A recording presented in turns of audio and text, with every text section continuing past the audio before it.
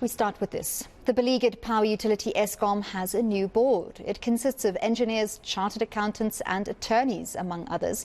Mpho Makwana has been appointed chairperson of the board. Public Enterprises Minister Gordhan says the board will assume its role from tomorrow. Will the new team help stop the crippling rolling blackouts? Our reporter Heidi Giokos is tracking the story and joins us now. Heidi, that announcement made at 3 o'clock this afternoon, but speculation around the appointment of a new board has been surfacing for a number of days now. And the question on everyone's lips is there going to be any difference now? People also pointing out the number of professional people, engineers, chartered accountants, attorneys on that board. Is that significant? Yes, I think what's crucial here is that there is a board. There was much speculation and concern that the Department of Public Enterprises was not going to be able to find anyone to sit on the Eskom board given the state of the power utility. But it seems as though there's quite a good mix that is sitting on the new Eskom board, which also includes the former General Secretary of COSATU, Bheki Ntshalintshali, and the Minister indicating that that will bring significant contribution in terms of the labour aspect. We know that Eskom often finds itself in serious wage talks leading to strikes half of the time because they're unable to engage properly with workers. So it seems as though it's a very good mix. It seems as though there is a good mix when it comes to engineers, attorneys and chartered accountants. And there was concern that the previous board did not necessarily have that mix, especially when it came to engineers. We do know that there's huge concern when it comes to critical skills needed when it comes to running Eskom. So there was a concern that they wouldn't be able to find the right people for the board as well. But it seems as though the majority are engineers. This question was actually posed to the Minister of Public Enterprises, Gordhan, and he said that majority are engineers and it's important to have a different mix for there to be a different understanding and strategy taken forward and for also to hold the executives accountable. But I want us to listen to the names that were mentioned by the Minister with regards to who's actually sitting on that board. The new members of the board are firstly Mr. Mpho Makwana. He is going to be the chairperson. The next member is Dr. Busisiwe Velakazi, and I'll give you a brief CV of each of them in a moment. The third was Mr. Lwazi Kokwana. The fourth, Mr. Mteto Nyati. The fifth, Mr. Leslie Nkabela, he's an attorney. The next is Ms. Fatima Gani, she's a chartered accountant. Next, Ms. Ayanda Mafuleka, she's also a chartered accountant. Then somebody who's been associated with improving performance at Eskom, Dr. Sakani Mtombeni, and he is an engineer and used to be chair of the intensive users group in the economy. Then Ms. Claudel Fonek, she is a change management and people expert. Ms. Trifosa Romano, she is a chartered accountant and has played various parts in the business world, so it's well known. Mr. Bheki Ntshalintshali, who brings in an important dimension from the worker and trade union point of view to the board. And finally, Mr. Clive Leroux, who is a person that has had vast experience in managing Matimba when it was just constructed, has experience in managing Koeberg, and has retired recently.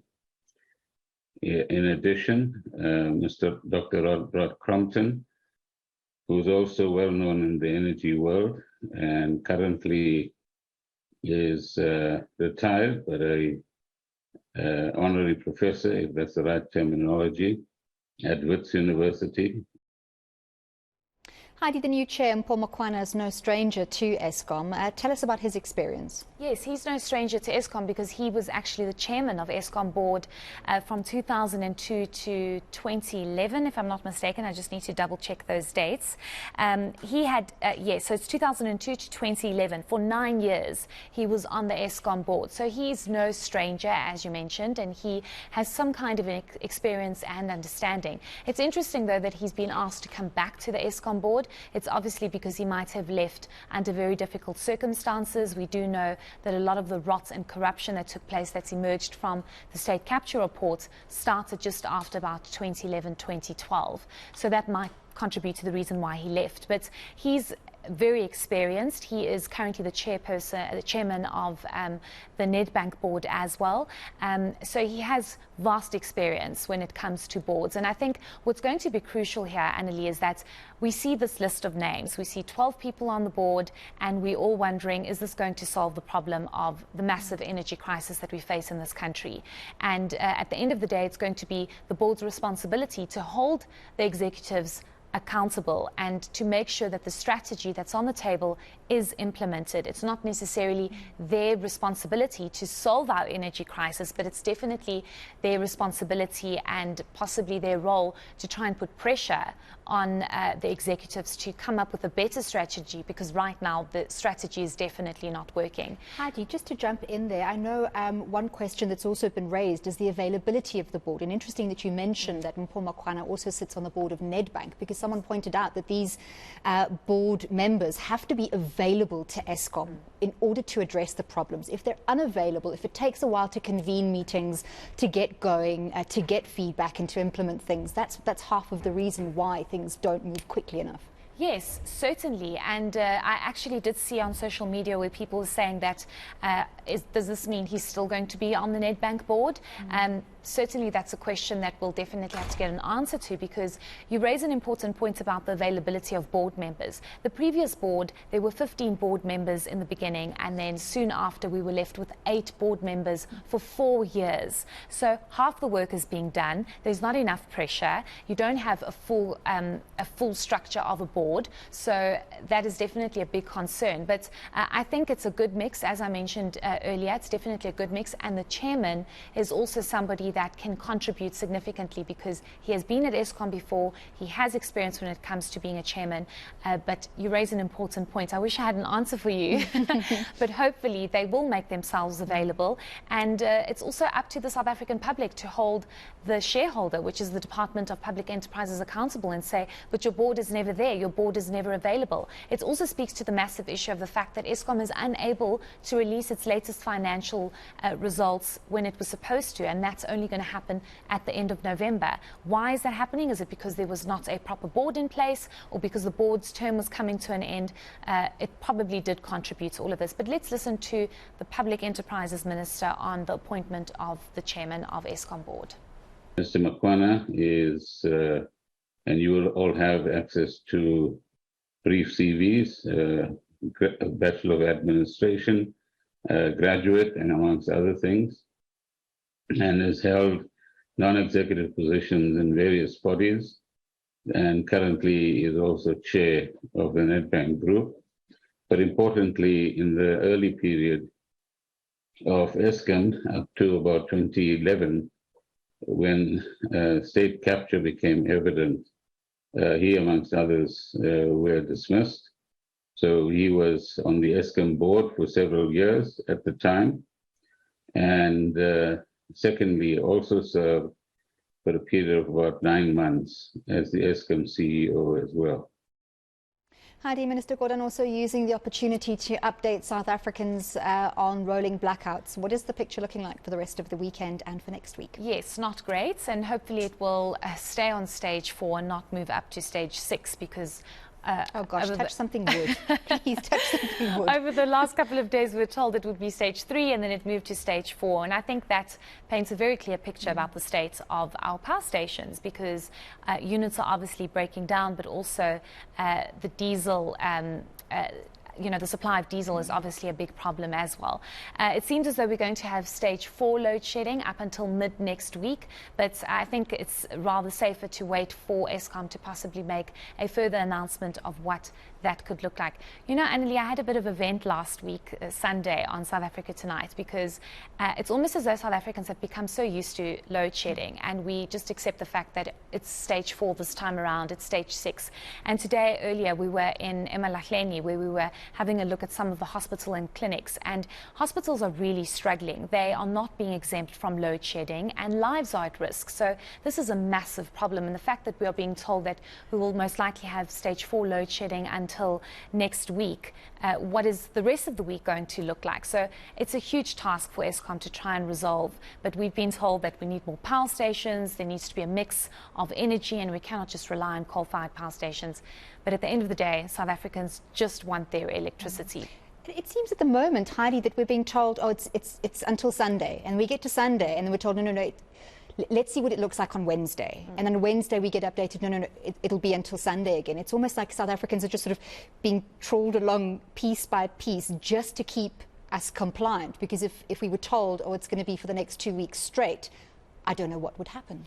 Yes, I think we, as South Africans, have to accept the fact that we're probably going to have severe load shedding for the rest of the year. And just looking at what we've been subjected to already this year, if I'm not mistaken, it's over 2,000 hours already this year. In the month of September, for the first 2 weeks, we had over 400 hours of load shedding. So what is the rest of the year going to look like? And it just doesn't seem as though there's a solution. Units keep breaking down. The minister spoke about sabotage, theft, corruption that's still at play. And if you're dealing with that, and the fact that we just do not have enough power stations to light up the whole of South Africa, that is another major problem, that there is no short-term solution. That is a long-term solution that they need to find. But let's listen to the minister with the bad news that we'll still have load shedding next week. I've been informed by the management of Eskom that the prospects for load shedding as we sit today is level 4. And that should be declining as we approach the middle of next week. And part of the reason that we are at level 4 is, firstly, planned outages are still sitting around 5,000, unplanned outages also around 15,000, and those need to be rapidly reduced in order that more megawatts are available. And the expectation, is that many units will be returning over the next 72 hours to service. And if all goes well, there'll be more megawatts available on the system. Secondly, this kind of opportunity of putting in place level 4, although that upsets a lot of people understandably, is necessary in order, firstly, to replenish the diesel supplies at various OCGTs, but secondly, to also ensure that dams, which play an important role in providing quite a few thousand megawatts, are also full and replenished as well, so that when required, they can play their rightful role. Thank you very much, Heidi, for bringing us that difficult update. Heidi Giokos.